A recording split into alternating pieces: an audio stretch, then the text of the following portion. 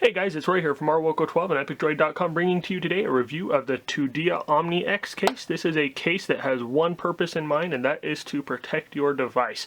This particular case is for the Nexus 6P, and I'm going to tell you straight up, it does an awesome job of protecting the device. It is a great case, but it is a case with protection in mind. And so there are a few flaws in it. Now those flaws are not necessarily flaws with the design, but they are side effects of the protection that the case provides. So these are features that some users may appreciate, but other users may not. So I'm going to go into those here in detail and as we look at the case and kind of show you guys what we have and what we're dealing with, and give you my final recommendations at the end of the video. So here we have the case itself, and it is not on the device. Comes in a little plastic bag here, just like most Tudia products do, and already taken it out of that. I've already put it on the device. I put it back in its original form so you guys could see what it looks like. This case here comes in a 3 pieces, or actually 4 pieces if you count the kickstand.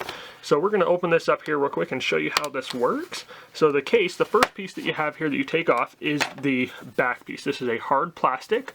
This is the kickstand, and it is separate from the back. That is not necessarily a downside. It is something that you see with most cases, the way that they're designed. I know that both Spigen and Tudia do this, and I see it on a couple of other cases as well. But the kickstand is separate from the case. I'm not sure what the reasoning behind that is. I'm sure it has something to do with being able to keep the form factor of the case thinner. There's not the need to put a hinge or anything in there. It's just a little piece that's held in place by the rest of the case. So maybe that's what the reason is. I'm not a fan of it because I always find it popping out whenever I'm trying to put the case on or take it off, and when I was actually doing the review I almost lost that piece, and so that's a thing to keep an eye on there. The other part of the case is a hard-ish rubber, and this piece fits onto the third piece. This here is your third piece, and that's a hard plastic, and that hard plastic has a groove in it that holds this softer rubber into place. So we're going to take this rubber off, and I found the best way to do that is by starting in the corners.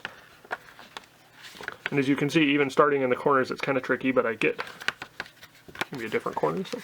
But you start in the corner, you get that piece out of the lip, up and over it, and then the rest of it starts to come a lot easier.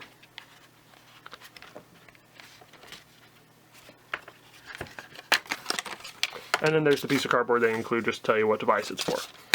So here's the hardish, softish rubber. It is a TPU plastic or TPU rubber.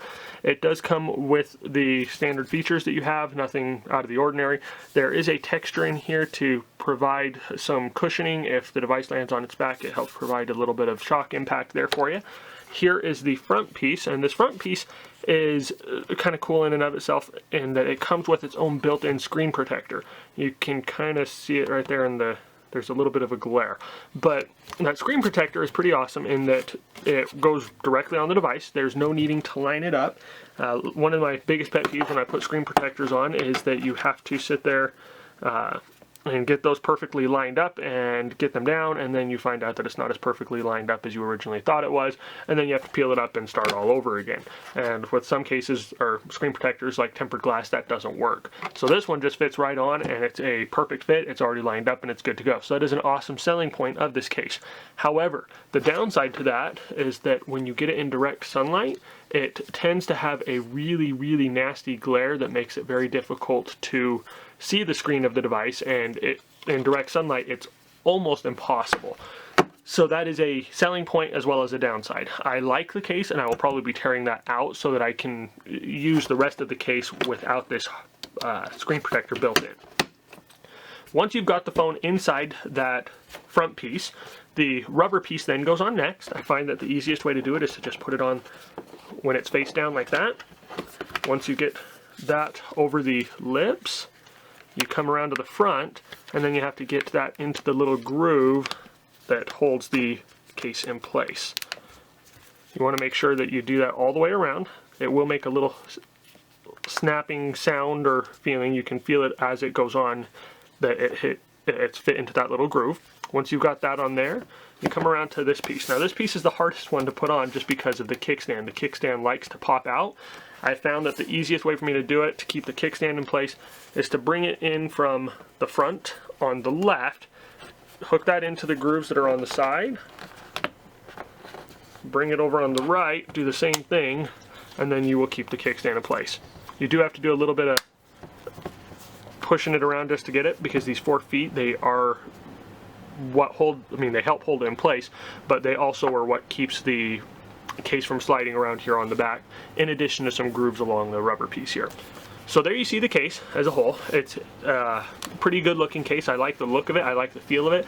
I previously reviewed a very similar case from Tudia, the Tudia Merge for the Nexus 5X, and I wasn't as fond of that case. It had the same look, but the back seemed to be a little bit slicker, and this one fits a little bit better in the hand. The rubber grip provides a nice grip. I'm never going to be dropping this. If I do, it has the nice shock impact on the corners. If it falls face down, it's got the same thing on the front. And then here on the back, these 4 feet, they stick out just enough that's not enough where you can visually see it, but when it lands on it, it's landing on those feet. But it's nice because it gives it a protection so that this plastic piece here doesn't have any significant damage to it. I do have a scratch here from where I dropped it on a back patio, but it's nothing that it draws the attention. You can't, I don't even know if you can see it here in the video. It's right there. You can barely see it, but that's probably the only damage I've had while I've been using this case. Some of the other cool features are the protective ports here. These have a nice little nubbin on them that you can use to just grab it with your fingernail and pop it out. And it does provide a nice protection for the ports, so there's not going to be anything getting into those ports when they're not being used. The kickstand is kind of cool as well. The kickstand, with some of these bigger devices, it doesn't work so well in a portrait mode because it's going to flop over like that, but you can do it in landscape, and it gives you 2 different viewing angles based on which direction you do it from. And as you can see, it just sits there like that when you pop it out.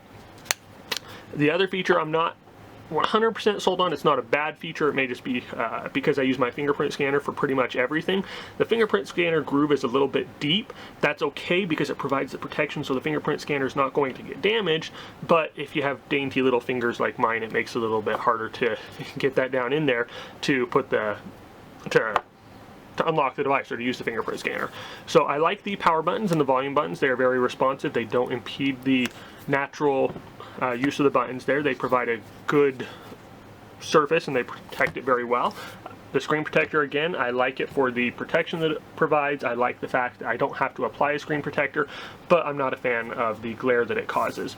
So overall, again, this case is an awesome case if you are looking for protection.